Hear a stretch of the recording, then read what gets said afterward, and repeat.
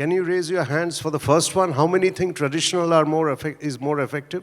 So you have one hand, okay. 2 hands, okay. All right. 3, okay. 4, 5, 6, lot, yeah. And how many you think digital is more effective? 1, 2, 3, 4, 5, 6, 7, okay, 8, 9, 10, 11, I mean, quite a lot, okay.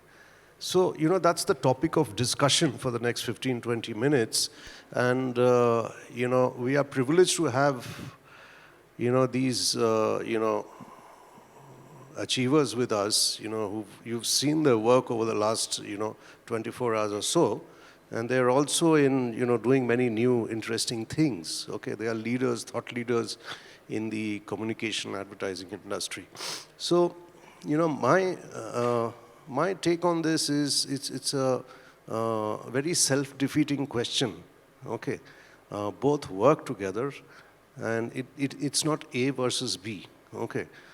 At the core is still the story, the narrative, the insight, whatever you want to call it, it doesn't matter.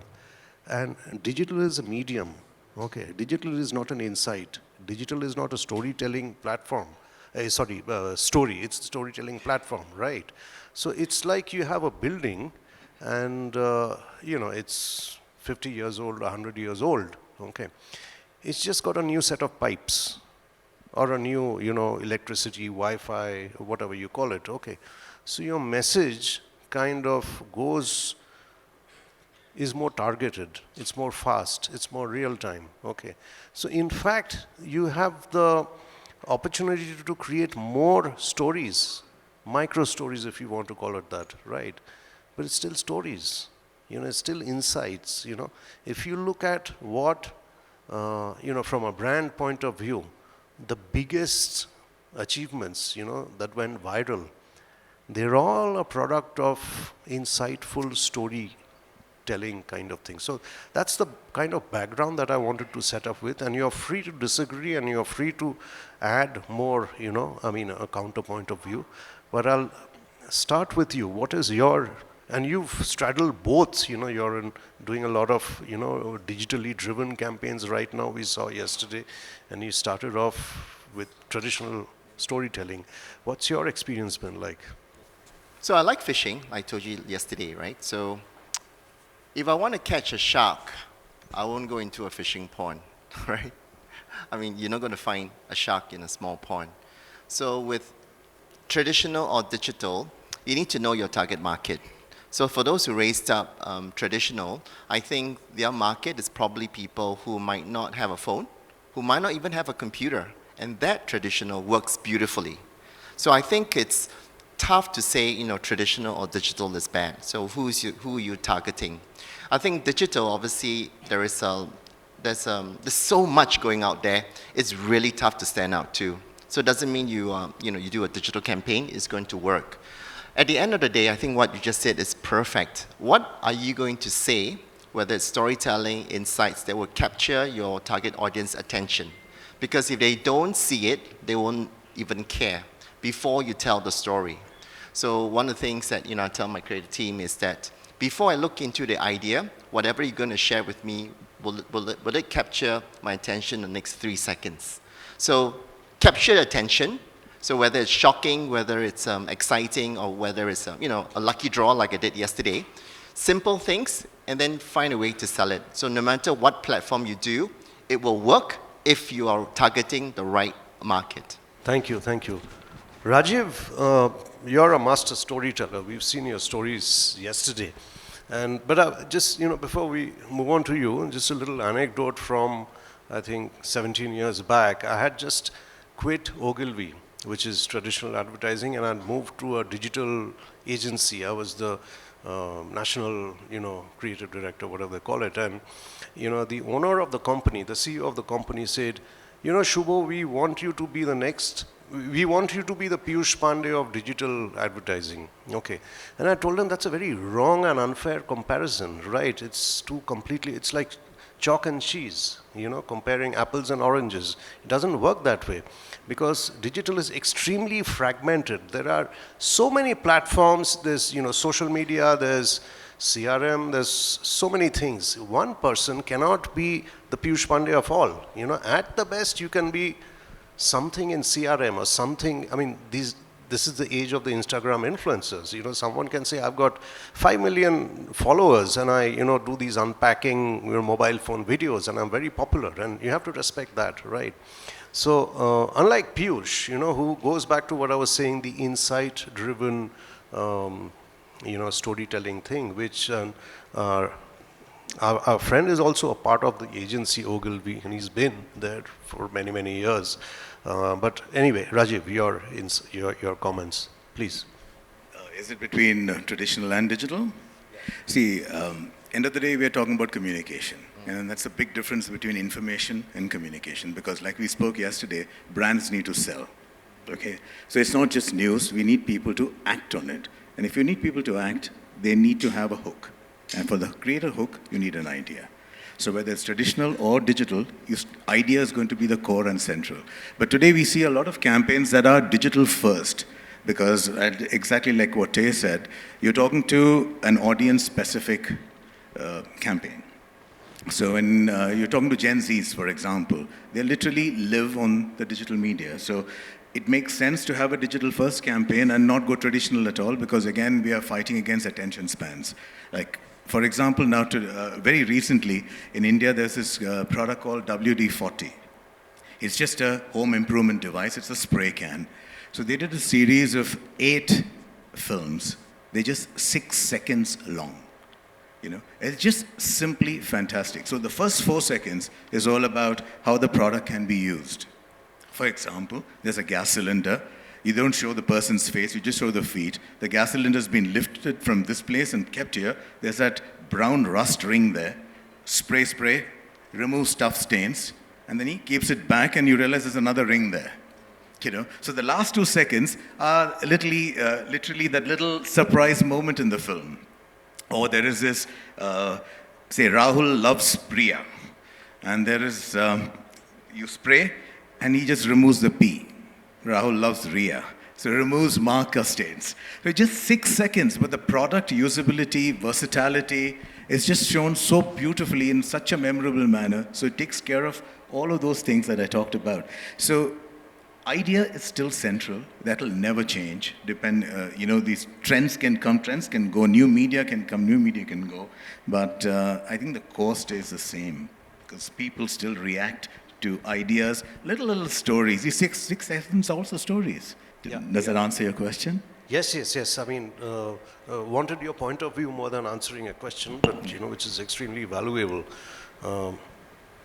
Sourajit, you were just telling us your story, very interesting, and what I liked was the way you used storytelling techniques to tell us the story of your journey. Your agency started with a bowl of soup in Pune and, you know, so on and so forth, you know. You can't do this in digital, I'm telling you. Okay, but anyway, so talking about digital versus traditional, a little anecdote, you know, in my shady past, I've done a lot of campaigns for political parties, you know, the largest, the biggest ones in India. And I can tell you, you know, the people who ran those parties, including someone who's the Prime Minister of India right now, always said, you know, bring me someone who can tell my story. Okay. And it happened to be Ogilvy or Lintas or McCann or whatever, okay, which is very old-fashioned agencies, right? I mean, they're 100 years old. Why would a leader of a party which wants to project itself as youthful, progressive, etc., get these old fogies? Okay. But he didn't say, get me the, you know, top influencers on Instagram. He didn't say that. He said, get me a guy who understands my story and can tell me how to craft that narrative, which is "Achhe din aane wala hai," or you know, whatever. I mean, you hate that line or you love that line. That comes from storytelling, right? And it's a very deep science. It's an art and a science, both at the same time. Okay. So just to give you a little perspective based on my experience. Okay. So that's the difference. Okay. You'll still have to go to these gentlemen out here, you know, to craft the core narrative, which digital will pump out in all directions in real time. So it's not digital versus traditional. It's, both go hand in hand, right? Shurajit, sorry about this diversion. Uh, we've seen your work, and I've known you for a while, and it's amazing how you kind of seamlessly merge these two. I mean, for example, you don't call yourself an advertising agency, neither do you call yourself an experiential agency, which people used to about 10 years or 15 years back, okay? So what are you really, and how do you you say digital is at the core, right? I'm asking this question because there are a lot of people in this room who look up to you in this city and other cities, your agency, that is, to be as a pioneer. So can you share your thoughts on this, please? So we started at a time when print was ruling, right? Print, TV, classical advertising would be there. And around 2 decades back, we gradually saw a shift that clients were asking for more direct engagement, which were measurable, right? They could stand and see some of those campaigns now. One of the earlier campaigns I was doing was for Castrol, and it was for truck drivers. How do you think classical top-of-the-line advertising would have addressed it? We actually went to Transport Nagars, we met the drivers, and we figured out ways to communicate with them, right? And I don't see how traditional would have actually helped me sell a 5-liter can of engine oil. The medium was different, the context was different, the audience was different. I do a lot of work in the paint space. In the case of paint, the primary is a contractor. And most often, a contractor is a seasonal worker. In the monsoon time, when the paint work doesn't happen, real estate work doesn't happen, he goes back to his village and does cultivation. Right before the festive time, he would come back and revive his network and do painting job. How do you sort of reach out to him in traditional media? There are ways, but that may not be the medium of choice for you, right? And a contractor is the single most important entity. He's the primary in case of a paint. Us are the secondary. Most often you don't decide the brand of paint that comes to your house. You decide the shade. You decide the budget. The all important decision of buying a can of paint actually lies with the contractor. So you need to find different medium, different language to talk to them. And when you work in some of these industries, when you face some of these real-time challenges, so you realize that sticking to one medium of storytelling, conversation is not enough. You need to have as many of them as you can possibly grab. And I don't see there is a conflict. One doesn't have to be one versus the other. It's actually a bit of everything. What works? And so if a digital first campaign works, short attention span, and you want to reach out to people, it's that. If it has to be an experiential campaign with the support of a bit of a tech, it's there. And if you need to really establish it in a larger canvas, traditional is the thing. But all of those elements have to work together to make a meaningful campaign, to take the story across to the consumer. That's what I feel. I'll just go back to, this political advertising that I've done, without getting into names and parties and all that. What we used to do is, the way we worked with across all mediums is the initial narrative was set by television and print, never digital, okay. So these are the values of the political party, and this is how it's going to, take the nation forward or whatever. It was always TV and print. Even print was about 50 or 60% in some cases, okay. The second stage was really drilling down into local issues, okay. So for example, Muzaffarabad, district in Bihar, their local issues were very different from even the next district. And this is where digital came into play, okay. Especially with WhatsApp.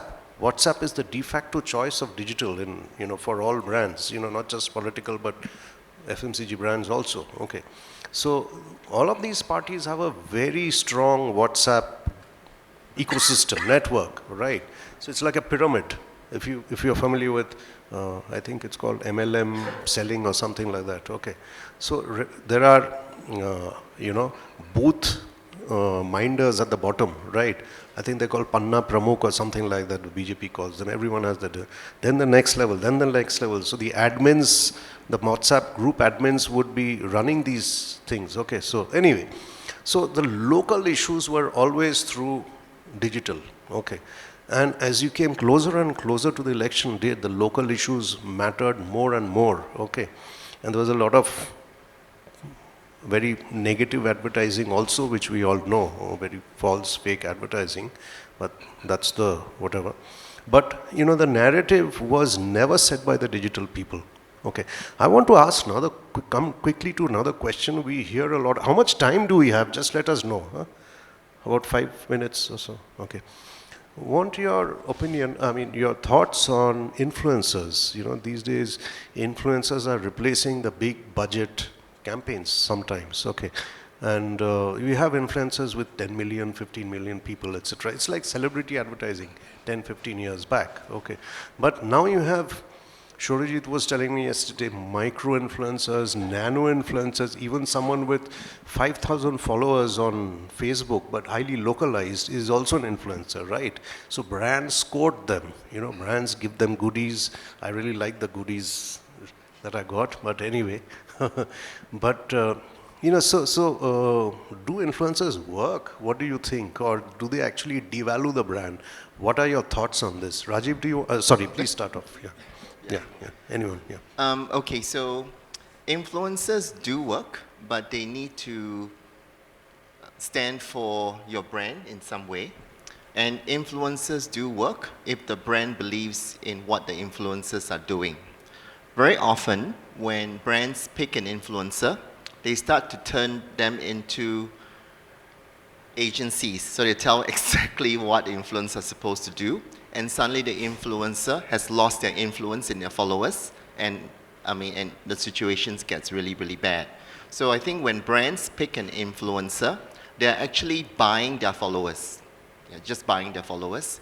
If something happens to the influencer, the brand gets dragged all the way down. If the influencer suddenly becomes really famous, then the brand there's an uplift. So influencers, which is it's yesterday's celebrity endorsement. I mean, think about traditional advertising. We always have a celebrity that endorse. I think the difference is that in the old days, the celebrity was told what to say. So, hi, buy this water, it's really tasting really good. Today's influencer, really you're buying their attitude, right? This water, I don't like to drink water, I'm told to say it's good. I'm just saying that when they are really authentic, no matter what they say, you kind of believe it. So you saw the example about the people that hate mayo. I mean, it's really authentic content. So influencers do have a fantastic hold with their followers, but brands needs to buy into the influencers' attitude and personality. If not, don't even bother. I completely agree too. It's a touch and go. If it works, it works. If it doesn't, it doesn't. It's more like today you actually go through their biodatas first to know that if they have had any shady past, because today brands are getting really competitive, and you don't want an influencer who might have millions of followers who's done something nasty a couple of days ago, and it comes to light much later because that affects the brand very, very badly. Secondly, it also depends on the products that you really have. I remember about 20 years ago, we had this, the Volvo, the backhoe loader. Now that's a massive construction equipment. And we were supposed to launch it in Bangalore. And you have a target audience that's very, very specific who would buy a backhoe loader, right? So how would you advertise that? Digital had already started, but the people who would buy a backhoe loader was not there in any digital platform. Traditional wouldn't work because it's a very minuscule population. So we actually had an activation. And to demonstrate the effectiveness of the backhoe loader and its versatility, the big idea was we invited these people to a yoga session. And the participants would be the backhoe loaders. So there was this yoga master who would bend like this, and the backhoe loader would do the same thing. And he moved this way and he moved that way, the backhoe loader would do the same thing. So it was actually yoga for the backhoe loaders, but told the audience that how versatile this whole machine is all about. It's not just about earth moving, it could do so many other things. Now, those days there were no influencers, but even if there were, who would be that specific person man or woman to really influence a purchase like this, you know. So sometimes it also depends on the products, but today you see it all actually, the fad came with these beauty influencers and of course the food specialists. But many of them, like you just said, Tay, that it's their opinion, and their opinions may not really be with the brand. So I like the way that word you said, you're buying into the attitude. And the attitude, well, might change between today and tomorrow. Your brand has its own values that stay for longer. So that match is something that has to be really controlled well. Thanks. Sourajit, I don't want to ask you the same question, but just shift the question a little bit, which is these days a lot of CEOs and industry leaders, they see themselves as representing the brand on social media. They see themselves as industry influencers. Anand Mahindra is a name that comes to mind. There are, all top politicians are also on Twitter and so on, starting from the Prime Minister. And I'm sure many industry owners, are on LinkedIn, building not just, their company brand, but also the personal brands, right? What is your opinion on this? Does it work? And do you think there'll be an agency in the next 5 years or 3 years in Kathmandu which will do only influencer advertising for CEOs? What are your thoughts? I'm sure that day would come, and who best would be there to sort of represent and extend the values of the brand than the leader himself? Because I think he's the best person to embody the values of the brand, and at the highest level, that would matter. And I don't see a conflict there. And in tech space, you see all the global CEOs are brands in themselves. What they value, what they say, and the values that they share is there, out there. Yeah. Yeah, but the problem is, I agree with you, but just a little rider is a lot of people. Some friends who own small to medium businesses, they say we want to talk about our values, and I tell them, why would people want to listen to you, right? You're talking about honesty or discipline or something, some story. Who cares? Tell me something that I need to know, which will be of value to me. Right, and they start talking about their company. Nobody is interested in what their grandfather did, with all due respect, right? So how do these CEO type influencers stay relevant? Everyone is not Anand Mahindra. In fact, Anand Mahindra never talks about his company and his products. Rarely, he talks about human stories. So if you can add to what you said, Sourajit. I do not have an example that comes to my mind right away. Anyone in smaller spaces, small retail or smaller brand? I can't think of an example. No, I wasn't asking about names, but just, Rajiv wants to say so. Well, not influencers really, but then, I don't know how many of you know about the Dollar Shave Club. They were the ones who actually had razors for $1. So the main actor was the CEO, and he was quite a chap actually. And he did some bizarre stuff. And those were the early days of virality where the film ran like crazy, and it became a $1 million plus brand in no time, selling just $1 razors. They were actually getting at Gillette in a big way. So could you call him an influencer? Because that word it's anybody who influences a purchase can be influencers. So all of us, writers, designers, we're all influencers in our own way, right? Because we are influencing some housewife who's possibly 1,000 miles away to buy a washing machine through our headline and stuff like that. So, I think most brands, they have very strong founders. The founders are the influencers. So, when Steve Jobs really believed on Apple, or Richard Branson with Virgin, I'm just saying, or Elon Musk for that matter. So it's very strong founders that expresses their point of view, and suddenly the values are part of who they become, right? Mark Zuckerberg for Meta or Facebook. I think influencers that we try and get play a very tactical role.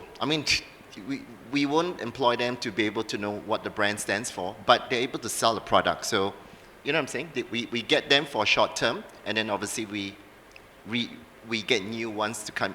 I mean, influencers come and go. I think the one thing to bear in mind is that whoever comes to speak about the product, it's whether the target market you're selling to really believes or, really believes on the passion. So, Nike doesn't sell shoes, they sell motivation, just do it. Apple doesn't sell computer, they sell creativity, right? Think different. So when a brand sells an emotion through their influencers, people buy, but they don't buy water and they don't buy shoes. They need to buy a philosophy. What a fantastic line. Apple doesn't sell shoes, it sells Creativity. aspirations, creativity. Nike sells, I got it mixed up, Motivation. So, yeah. They have worked on these brands, so they know what they're talking about. So I want to ask end with asking the a question to the audience, and then I'll flip back to our panel. How many of you use ChatGPT? Can you raise your hands? Okay. That's about 30%, yeah, at least 30%. Okay, great. My second question, do you think you can create a brand through an AI tool, design, whatever it is? Raise your hands, whoever you think. Okay, one, two, couple, two, three, okay. All right, back out there, okay. So, the reason I'm asking, welcome Pat, Pratap Sutan is here, someone who we've been looking forward to. His flight was delayed yesterday, I think, but he's with us. Okay. I wish he was part of this panel also, but next time. Okay. So, yesterday, or day before yesterday, just before I left Delhi, there was this online seminar that was happening. Okay. And I'm a big sucker for these, online seminars. I jump in, right? And they're typically about 45 minutes or 1 hour. And even when I'm driving, I can kind of keep it on. I don't look at the phone, but I hear. And, they're like boot camps. And I strongly recommend that if you see them on WhatsApp or, Facebook or whatever, just jump in. It's usually about 100 rupees or 200 rupees. And by, I would say, medium level experts in various fields, CRM or design or whatever. So I learn a lot from that. I like calling myself in a, continuous learning mode, especially from people with 5-10 years experience. It's really good. But anyway, so this person is a very good friend of mine, used to be in Uber, was delivering a talk on how you can build a brand through AI tools, right? And it was very impressive. He had all the tools, all the facts, all the data in his hand, and he was giving us examples of how the name of the company was chosen by an AI tool in 2 minutes, right? He got 30 options or 50 options, so he selected 1 or 2, okay. And the options were highly localized, not from London, but from New Delhi, in Punjabi, semi-Punjabi names and so on, okay. And then, what is the design? Again, he got 50, 60 options, which no agency would give him in 5 minutes. So he picked 2 and said, okay, combine these and make a new whatever. Then there was a marketing plan, the distribution plan, the sales plan, everything in, 2 minutes, 3 minutes, etc. So I, at the end of the session, there was a Q&A kind of thing, and I asked my friend, he's a good friend, so I kept the question very polite, that, but basically told him, what I told him was, are you joking, right? What is the story behind your brand? But more importantly, anybody can do this. So in a room of 50 people, everyone will be giving you exactly the same solutions for your brand. So all that's happening is one AI tool is, it all depends on how good you are in AI prompts, I think they are called, right? Where is the brand? Where is the narrative? Where is the story? And at the most, you can get noticed. Maybe if you're a restaurant, you have a great logo, great story, you'll get noticed. That's it. And tomorrow you're going to go out, like a light. So, that's what I told him. But a lot of young people did not believe me, especially startup owners. And say, no, we don't have the budget to hire an agency and all that. What narrative? We'll create the narrative later and so on. So there was this, it was left open-ended. And I'll ask my distinguished panelists to, share their thoughts and close this session. So start with you. Yeah, sure, thanks. I use AI a lot. So before I use AI, I have to use HI. So HR isn't human intelligence, it's human imagination. But, so it's human imagination amplified by AI. So I think AI can definitely amplify. So it's very tough to fight data with artificial intelligence. They store so much data. I mean, it's a collection. So for example, you type in, I need a tagline for shoe company. They'll give you 100 tagline. But we don't, but AI doesn't decide on the tagline, we decide. So effectively, we are using AI to be editors, but not writers. So it allows you to see, what's out there. At the end of the day, you have to decide what's good, what's bad. So, coming back to what people are doing right now, it's a really shortcut way to get to deliver fast. Is it effective in the long run? Only time can tell. But I have to admit, when I put stuff into ChatGPT, which sometimes my writer couldn't crack, ChatGPT does crack it for me. Yeah, it does crack it for me. But not in a way that you would be perfect, but it gives glimpses of some nuggets that I can continue to build. So I think using AI, you have to be a good editor before you become a good writer. Thanks. Rajiv? Yeah, we also use AI. In fact, WPP, which is a controlling agency of Ogilvy, we've invested heavily into AI and AI technologies. But that's also more for, when you have presentations which are more internal and stuff like that, nothing really goes out to the market. ChatGPT is also used. But again, for me, the operative word is EI, emotional intelligence, because those don't give you. You can't give a prompt to AI to get you something that has a soul in it. You'll have information, you could get all kinds of graphics, all kinds of styles. Even in ChatGPT, you can get information, but it lacks soul. So without EI, I don't think there's any communication, because if you need to connect as a brand to one person, so like we spoke yesterday as well, it needs to be a one-on-one connect, so you need to connect personally, emotionally as well. Yeah, my team in Delhi, so, like all teams, sometimes they apply for leave on email, okay, which is protocol. And I can always tell which leave request has been composed by AI, okay, because they all start with, I hope this mail finds you in the best of health, okay. And I tell them, listen, you're sitting like 6 feet away from me, okay. There's something wrong here. Yeah. Okay, go ahead, please. Very similar situation. So 2 weeks back, one of the junior colleagues in my team, he had a peculiar need. On official work, he wanted to travel with his wife.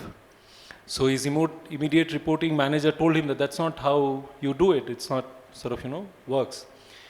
He wrote me a mail justifying why it is good for his emotional well-being.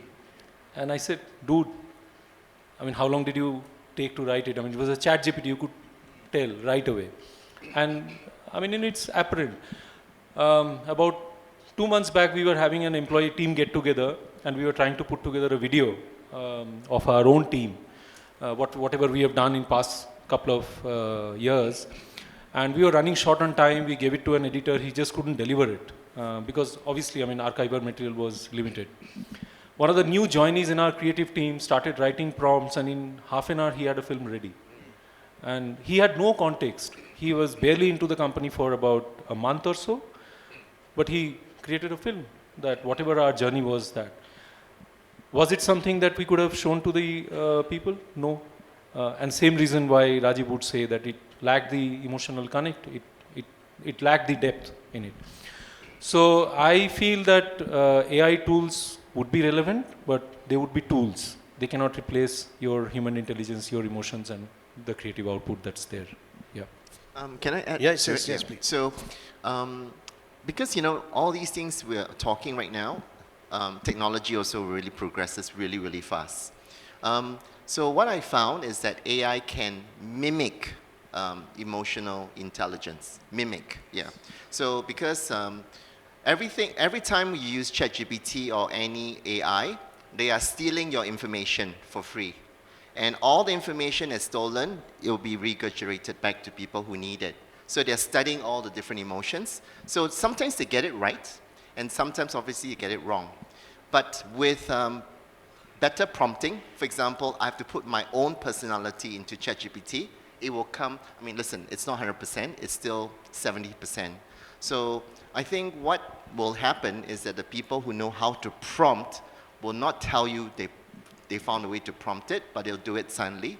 But AI will become, a lot more powerful as time goes by. The only thing that's different is that they don't have the experience that we have, all the tension and all the mistakes. So when I do AI, one thing is clear, there is no flaws, which is what you said. So if you want to overcome ChatGPT detectors, you need to put a lot of spelling mistakes. Or the structure doesn't kind of make sense. Then it becomes human. Oh, this is written by a human. Because as humans, we make lots of mistakes. By putting mistakes, it suddenly becomes more human. So that's a hack. Thank you. Rajiv? Yeah, big round of applause. Rajiv, do you want to, anything you want to say? Our panelists? Okay, all right. Any questions from the audience about anything, digital, traditional, AI, non-AI? Yeah. Can someone give them the mic, please? I think there are 2 hands that have gone up. Mic? Yeah. While the mic is being brought to you, try this. I forget the name of the AI tool, but it's really good for Excel. Those of you who work on Excel sheets. So I find it a huge problem to remember the Excel formulas, right? I'm not an Excel person at all. I hate Excel. But there's an AI tool where you can just type in English, what are you looking for? And it could be emotional also, right? It doesn't have to be like metrics, data. And it'll fetch the right formula and do the work for you. So, that kind of application of AI is very good. But for good heavens, don't try to build a brand on AI. Disaster will happen. Yeah. Yeah, Mike, please. Can take this, yeah. Well, thank you so much. There are so many ups and downs in this conference. Can you introduce yourself and ask the question? Thanks. Sure, thank you so much. Hi, my name is Anish Resta. I'm basically from Kathmandu, and I'm a student of communication and also working as communication professionals over the past 8-9 years in both development sectors and also in the corporate sectors. So yeah, it has been there has been a lot of ups and downs in this conference, but this pop-up panel discussion. What is the ups and downs? What were the downs of this conference? That will be my next question for me. Not the logistic part. Yeah. But ask your question, please. Yeah. So there are 2 questions from my side. First of all, we talked about digital and also the traditional media. So how do the company exert or the creative industry sees when the TV themselves are going also into the digital format, right? So we have the digital broadcastings in our regular TV set, but also through this, like the app-based TV sets or something like that. They have this huge fan following in the social medias, and also when I think of it in a context also, when we talk about digital and non-digital brand recognitions, let's talk about IPL, right? So IPL is a huge brand across all the globes who loves cricket. So would that survive with stand alone with the digital, or also it needs so that means like the regular TV sessions, right? So channels through. So that is my one question. And another downs that have been for me is we talk about yesterday and today we talk about a lot of brand development. So as a communication professionals, one thing that I really wanted to answer from the creative industry is in all those sessions we talk about creative campaigns and how you recognize brand to your market, especially focus on that sector. But my question is, so since the brand development is a long marathon, let's say, while Shubho sir is also talking about the cricket session, it's like more like test series, right? So the question is, in the longer run, we have seen a lot of brands coming in the market, going out of the market, but I want you to say something from the brand perspective that in the longer run, in a continuous journey, what does good brand does well to stay in the market? Okay, And addition to that question, what you as an company experts, so there, everyone knows what to do, but what one needs to avoid. Thank you. I have one word for that. The brand needs to stay relevant. Yeah. Yeah, sir. I mean, like, Shubho, sorry, what you do can- they do well to stay relevant? Is my question. No, Thank you. for that, we have to request them to do a master class, which will last a week at least. Okay. So, time is short, but going back to your first question, which is television is going digital, something like that, right? So it's just like I said, some new pipes are being installed in the building, right? I mean, you are too young right now, but there was a time when television came to the national consciousness, and people said, oh, television is going to kill print. It never happened. Print and radio, it never happened. Okay. Then it was, people are not watching big television sets. It's happening on the mobile phone. Okay, it didn't happen. I mean, television survived. In fact, they're thriving right now. You can call it OTT now, or whatever. But all the channels are doing well, right, including the news channels. So that's your first question. It's a technology. The storytelling is not going away. All right. The second question was, I think, how to avoid the pitfalls and what are the right things to do. All right. Follow these guys on LinkedIn. Follow other people. I think it's a long-term process. But like he said, stay authentic, stay relevant. Staying relevant is, Coca-Cola, for example, a brand that probably the biggest brand that I've worked on. Many of these guys also have. I think it's more than 100 years old, at least 120 or something. Yes. But look at their communication. It's so relevant. It's always almost what you call moment marketing. Okay, so I think that's broadly. I can't give you a perfect answer, but I've tried to give you. Yeah. Please, the next one. Maybe the last question before we move to the next session. We've got one more. Yeah. Okay. We'll take you. We'll take you. Yeah. Hi. Good morning, everyone. My name is Priyanka Agarwal, and I own a small agency based in Biratnagar. Mostly the agencies are based out of Kathmandu, but I have a small setup in Biratnagar where I cater to these small sectors, small companies. They can't afford big agencies which are placed in India or Kathmandu, so they come to me. And the platform which I work on is mostly digital. So I was a big propaganda or a big, a promoter of digital marketing, but this session or this 2 days event has been an eye-opener for me, because what I've learned in my days of JWT when I was working in India, I completely forgot that how storytelling is important and how you have to connect with emotions and how a brand talks to a person. A brand is talking to a human being, not where AI tools, digital marketing, nothing is of any use if the brand is not telling a story. So this has been a wonderful eye-opener for me. And another thing which I learned in these 2 days is right now there's a very sad incident which happened in West Bengal. And some of us are from West Bengal, including me. So what is going on right now is everybody is promoting that information of a young girl being, murdered and raped on social media. But the accused and the people who do that, they're not even on social media. So since we all are from communication industry and we talk about storytelling, and we have Sir who is from the government, which I did not know that the government of India runs such a huge platform. I was so proud of it when I went back home and I was telling my family that being an Indian, I did not know that Indian government is putting such a huge platform for the Indians and for the youth. So why are we not understanding that this kind of an issue, the social issue, has to be at the ground level? The way we are promoting our brands, we are going door to door and selling brands like Lakme or Dove or whatever. Why aren't we promoting this to the village level, ground level, and educating those people who are making such mistakes? Why are we just selling it on social media? Like my Instagram is full of this information, which I already know. But why someone has not taken an effort of going on the ground level and educating people that what crime you're committing is not good? So, I wanted to take this opportunity to raise this issue.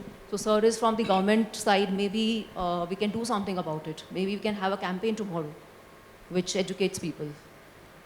Yeah, thank you for the kind words. It's Thank great to know, you had a good learning experience last 2 days. But, like we were discussing, it's not digital as opposed to, on ground. They kind of work together. One of the reasons there's a lot of awareness and outcry about this unfortunate incident is it went viral within 1 hour.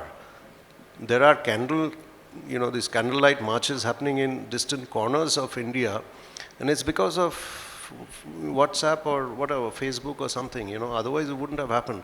I remember, many years back I was in Delhi, there was this, a similar incident, the Nirbhaya incident, okay. So at that time I think it was mostly Facebook. Okay, so Facebook also played a role for real-time information sharing, right? So I hope that kind of partly answers your question. As to what the government does, personally, I'm not authorized to speak on behalf of the government, but I can tell you the government has done a lot of right things and also wrong things. Okay, like recently there was this, I think this Digital Something Act, which made influencers responsible for the content they create and, many other things. So that was a very wrong move. It's been rolled back. But the government also needs to be very sensitive about a lot of things and not jump in and start talking about it. I mean, in a country of 1.4 billion people like India, people have all kinds of opinions about everything. So government's role is to govern. It is not to share opinions on things. So people are generally, and with brands also, I remember in Coca-Cola, so one of the things we were told was if someone comes on the platform and says, I hate Coca-Cola, that's okay, you hate it, that's all right. Nobody's going to delete your comment. But if you say Coca-Cola has XYZ formula, which is bad for health, it's your responsibility to fact check and correct that thing. So that's I think the role of brands or government should be limited to facts, not spreading. What's the second question? Yeah. Thank you for asking and thank you for the kind words. Yeah. Yeah. The mic. Yeah.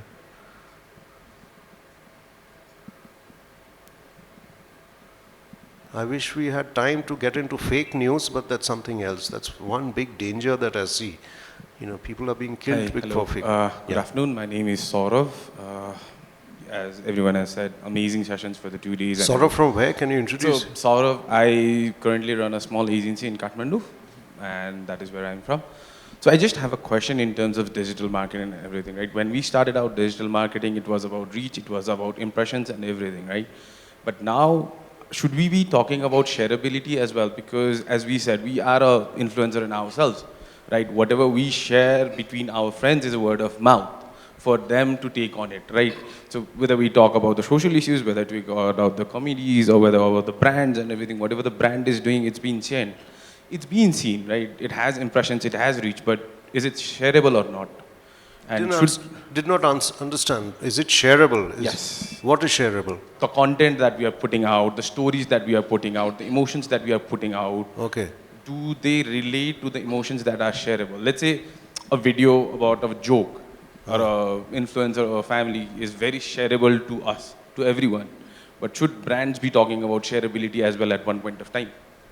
So what you're asking is, should brands create shareable content? Yes. And should that create value as well? No, it means, should it be should shareability be a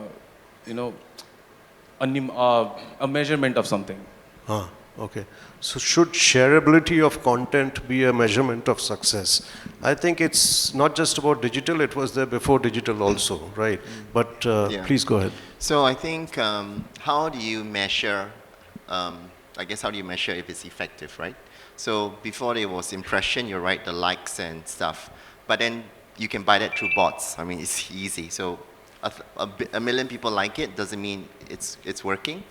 So now, if you look at the influencers, they're looking for people to write comments. They're looking for people to share. So one thing is important. Why would people share? Because they care. So if they care, they will share. So, but sharing depends on what they want to share, right? So you can't force your consumers to share good news. Good stuff all the time. So the main thing is to create a conversation. So the conversation could be bad or good. Then you're going to ask me, you know what? I don't want people to say bad things. Do you know what's interesting? If everything is good, do you believe? It's fake too. So you need to have a quarter of people hating it and 3/4 people liking it. I mean, that's the ratio. So again, back to authenticness, right? When people share, they need to talk about it in a way that's authentic. And usually it's not, wow, this water tastes so good. It's more like, this water, you know, when I'm thirsty is great, but me some days I don't really feel like drinking. So the content that shares has to be as authentic as possible, so that now AI can do comments. Yeah? So AI can actually write these comments, and you can then tell, right? For example, this drink is wonderfully good. So again, if the content is written in beautiful, flowery language, then it's AI. But if the content is written like, you know, sucks, it's horrible, it's shitty, then I think it's real. Yeah, since we talked about traditional and digital, the moot point of traditional was it was like a monologue. You know, you sent your communication out, nobody really responded unless, of course, the product really was terrible, and then they would contact the manufacturer. But today, with digital, everybody is an expert, everybody is an armchair critic, and everybody has a point of view. So when you have content that you want to share, it has to be of quality content. And he said, yeah, like, it has to be something that, you know, not only touches you, but like he said, you need to feel the care quotient in that as well. Otherwise, it won't be, because for every brand, the more customers you reach, always is better. You know, you don't want to be lying in some cave somewhere and nobody really knows that you live. So shareable content is a part of today's landscape, and it better be. So good quality content gets shared, bad ones get shared too. So I think the other thing is who shares. If Taylor Swift shares, you don't have to worry. If someone who's unknown shares, then it's a waste of time, right? Yes, and sometimes when AI shares, you have no idea who that is at all. So yes, that's called anonymous intelligence. Shurajit, you want Nothing to add. I think they have covered it wonderfully. Yeah, I think one last question we can take. Gentleman in the light green shirt. There are two, but organizers can decide. But while you're going there, you know, one important thing I've also, part of my job in the past, set up social media hubs for brands. And to come back to your question, you know, is shareability, etc. So I think building an authentic community comes first. Much earlier than how many likes did this post get and how many shares did this post get. You know, there is formula. I can write something which will get 1,000 likes on my LinkedIn account. In fact, I wrote something yesterday morning. I got 1,000 likes, and it's predictable. Anything a little emotional, leadership, little aspirational. I know the formula very well. I don't do it, you know. I try and talk about authentic experiences which help me, and that always gets the minimum number of shares and likes. I don't care. You know, I would rather be authentic than be popular. I'm not on social media to win popularity contests, right? I'm not I don't know, whatever it is, huh? So building a strong, authentic community, right? It's very important, right? Like Royal Enfield does it very well. Royal Enfield, people who love the Bullet motorbike, it's like iconic, Royal Enfield or Harley Davidson or whatever, okay. So I think what a brand should try and do on social media is build a community. It's very difficult, and it's not about likes and shares. If you want likes and shares, talk to me, I'll give you some phone numbers. You'll get 1 lakh likes and shares in the next 24 hours. But that's not going to do anything for your brand, right? The metrics have changed. Yes, please, go ahead. Let's keep the questions very short and to the point. Thank you, yeah. Hello, sir. Hello, everybody. I'm Shifali Singh. I work at Kantipur Publications. It's the #1 media group of Nepal right now. So I'll keep the question very short and sweet. Is like, in the context of Nepal, it said that traditional media marketing is bleeding. So I want you guys to justify it. Like, is it bleeding in India or other places as well, or is just like in our context only? So I just... Okay, I don't know enough about the local situation. Shorijit can start off, and others can also. I'll add something more. Yeah. So like, I've had a recent data that India is increasing, India has, it had a great growth in print media of 7%, I guess. I don't know, it might not be exact, but still, Nepal is not up to that mark. So we are just, in the degrowth phase. So if you could justify that, how is India increasing and why not us? Shorijit, it's a media question. Yeah.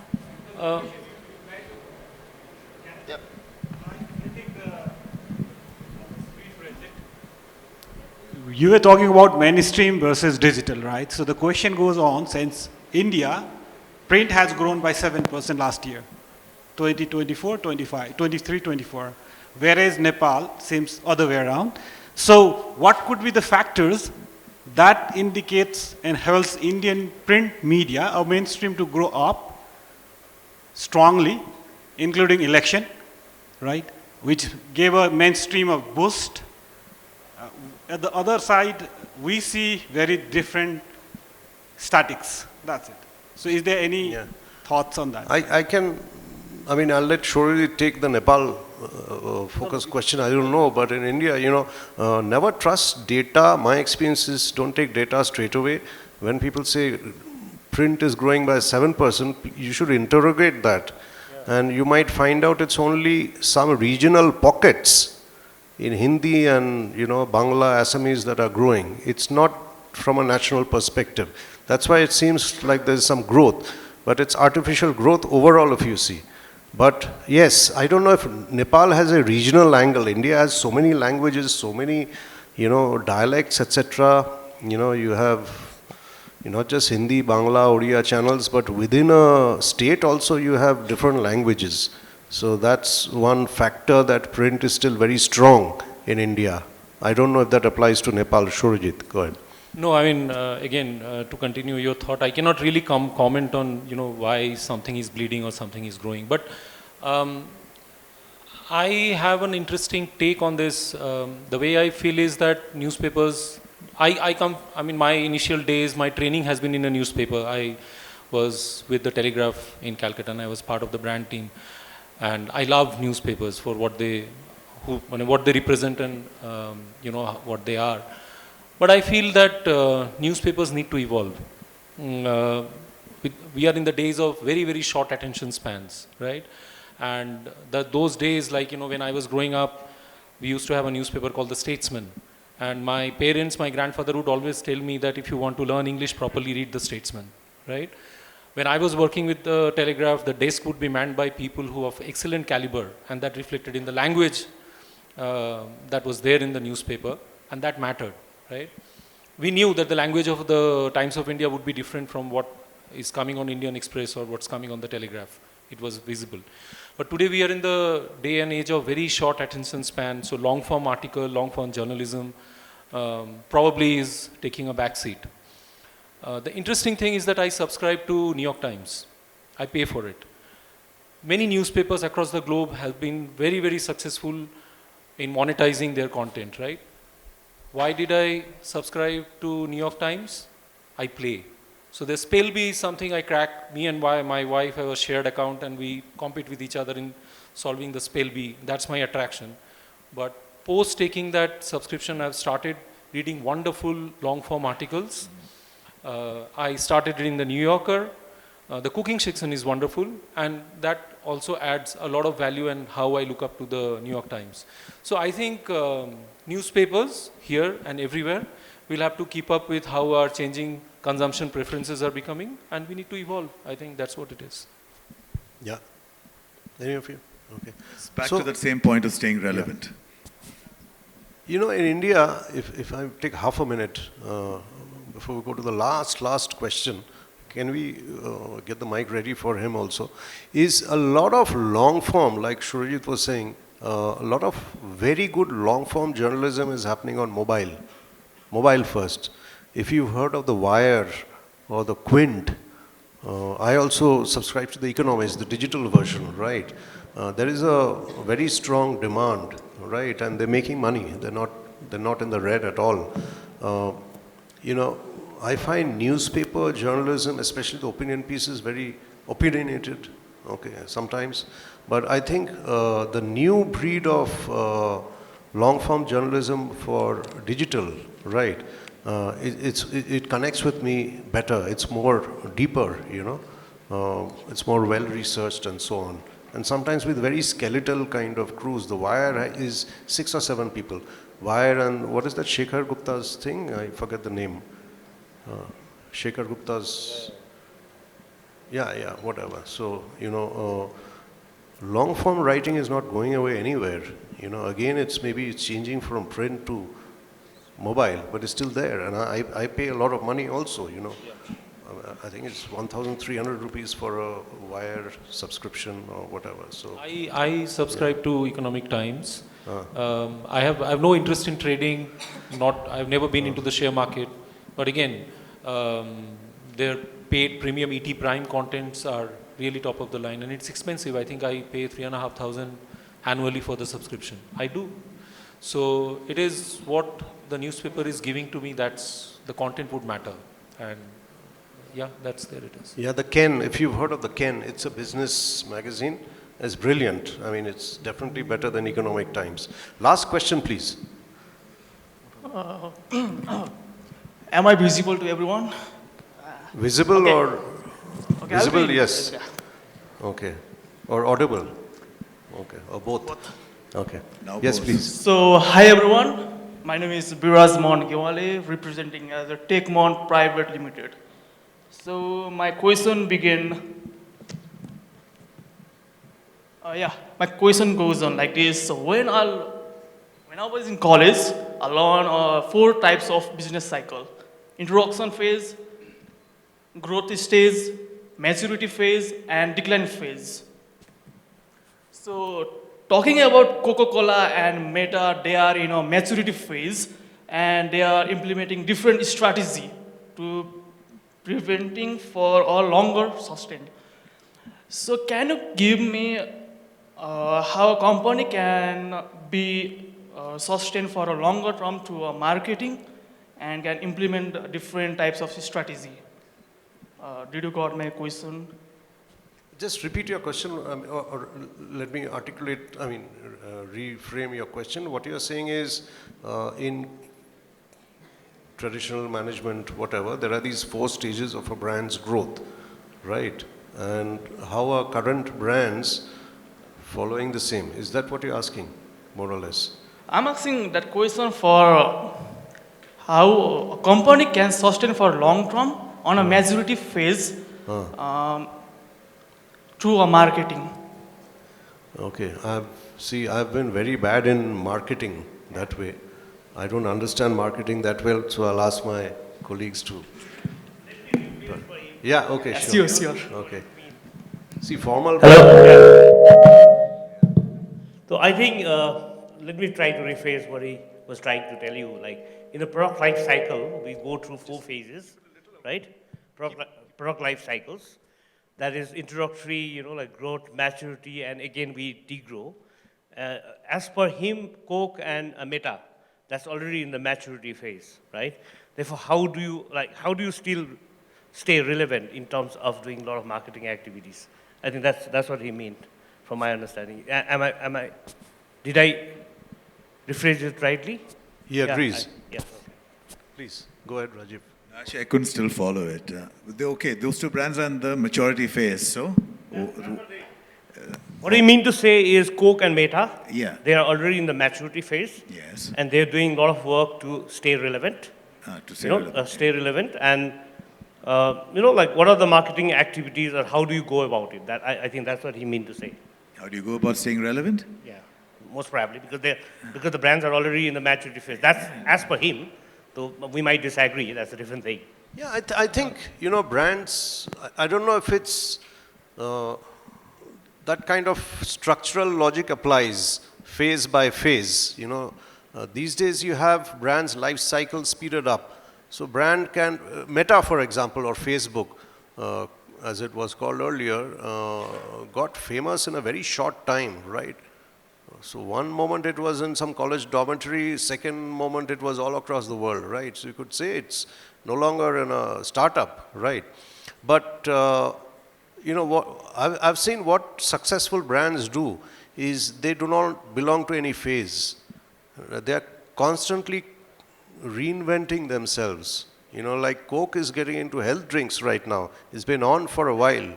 You know, I mean, Pepsi started with Indira Nooyi and so on, right? Meta kind of lost the plot when it came to AI, but it's catching up very fast, right? One of the good things that it did was move into a WhatsApp kind of environment.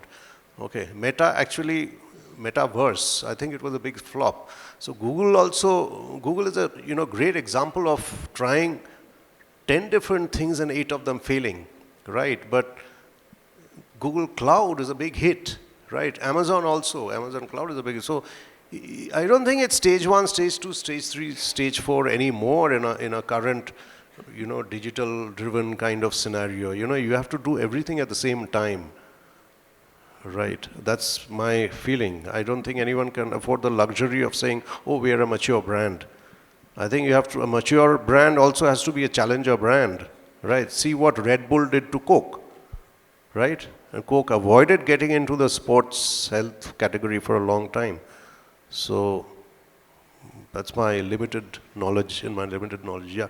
Go on. Yeah, I have worked on Coke for a fair bit of time, and I wouldn't like to believe that it's in the maturity stage, just because you know the history and the brand's been there for more than 100 years. With every time you work on the brand, it just feels it's new, because that's the way their TG is, that's the way their entire brand philosophy is. So they have this vision of being an eternal optimist as a brand, but they keep changing with the times to suit the times. So earlier it used to be taste the feeling, earlier before that was open happiness, now it's about the real magic. So it keeps evolving with time. So that brand is, in my opinion, forever young. If you didn't know the history of the brand, you would never think it's in these so-called brackets of maturity like Shubho said. I'd like to hear from you. Yeah, I think for a brand to stay relevant, I do agree with what you just said. It's also being in constant touch with your consumers, and to make sure that whatever you say as a brand, it relates to them. So that relatability is very, very important. I think for brands that you assume that's stable or mature, actually I think that they are always under threat by a new challenger brand. So when something new comes along, everybody sort of go towards them, right? So the big task is how do you maintain, like what he said, I think I love that phrase, forever young. Because if a brand starts to think like, in the past too much and not evolve with all the platforms with AI or using all the technology in front of us, then it starts to, not stay ahead. So coming back to, being relevant, your one word says it all. Yeah. So I think, to continue what they're saying, staying relevant. So in case of Meta, I'm one of the admins in a Facebook group. I'm a bird watcher, so I'm an admin of the largest bird watching community on Facebook. I think we have close to 1 lakh members now. So what Meta does is that they are now actually engaging and spending money on community building. So they identified our group. It's called Indian Birds. You can go and look up. And throughout the day, photo and reports keep getting posted in it from across the country and other countries as well. So they actually reached out to us and funded us for community building and holding small events across the country and, sort of strengthen the community. So that's one way that Meta, probably it doesn't come into the public domain, but that's one of the ways Meta is trying to engage with communities, making them more relevant and making them last longer. So that's one. So you stay relevant to your audience. And Coke, of course, you stay relevant with your changing audiences. Coke Studio. What a powerful medium that is. So it is not about the taste, it's not about what the product is, it's about an experience, it's about music, right? So to answer that question, you evolve with your audience and stay relevant. Yeah, we will end with, one, you must have seen that visual on Google Images. So, there's this very famous picture of how long it takes for brands to be successful, right? Get noticed. So it starts, from brands like Coca-Cola and so on, about 100 years, 120 years back. It took decades and decades. Coca-Cola was not a global success in one day or 1 month or even 10 years. It took much more than that, right? And then, if you start fast forwarding, and you see the life, that cycle becoming shorter and shorter and shorter. Okay. Even Facebook took, I think, 2, 3 years or 4 years or 5 years to get noticed globally. Now, things are so fast and so viral. You could have a global brand in the space of 1 month or 2 months. I can't remember the names, but there are, right? So, the luxury of, stage 1, stage 2, stage 3, I think it's going, if not completely gone, right? So, there is no such thing as in my limited, experience, no such thing as a mature stage. Even the largest company in India, I think Reliance, does not call itself mature. It's always in a startup mode. See what it did to the internet broadband thing in 2013 or 2014, I think. It completely disrupted. So brands, yes, there is a mature kind of stage, but I think a part of it should also be always in startup mode, be a disruptor. Because in this day and age, you have to constantly disrupt. You have to constantly destroy and recreate. Okay. With that, I think we'll come to the end of this session. And if there's anything else that we missed out on, last words? No, I would just like to address Priyanka there. You mentioned that you run an agency in a small town. I think you're a champion. That's what we need in our small communities, to bring the best practices and the solutions. Let's have a big hand for Priyanka. Yeah, because I started from a small town, so I know the sentiment that you carry. Keep up the good work. Yeah, okay. Right. Question there. Okay. Can someone give her the mic? One last question. Yeah.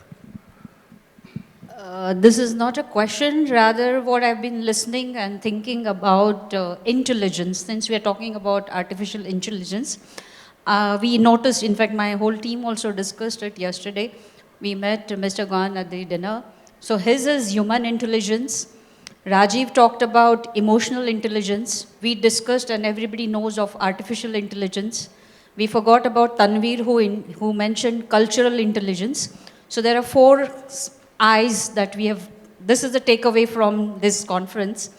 And adding to that, I was observing and watched the website yesterday by Mr. Shubho. So I just thought about, can tactical intelligence is also a part, where your website was very strongly giving me that thought, that you have to have a methodology and strategic planning for building your brand. So tactical intelligence. And adding to that, when I was thinking more and more, sustainability intelligence, SI. Brands have to be sustainable throughout the period. Rajiv just mentioned that brands are forever young. So whenever we are planning a brand strategy, I think that sustainability intelligence also plays a very strong role in, first of all, building your brand, then enhancing it, and then establishing it so that it is sustainable throughout the branding campaign that it is. That just I wanted to add to conclude. I think those are fantastic insights. Thank you very much for sharing Thank them. you. That's the thoughts are provoked by all 4 of you, the eminent speakers. Thank you so much. Yeah. But the operative word is intelligence. Operative word is? I didn't hear. Anyway. So thank you very much. And thank you for being a wonderful audience, asking questions. And thank you very much to these Thank you so much. Thank you. Hopefully they'll be back next year to share more of their experiences and learnings. Thank you. Thank you so much. All right. Thank you, just, gentlemen. Just a Thank quick you. one. Yeah, yeah. If you want copies of my book, I'll be around there, so let me know. Thank you so much.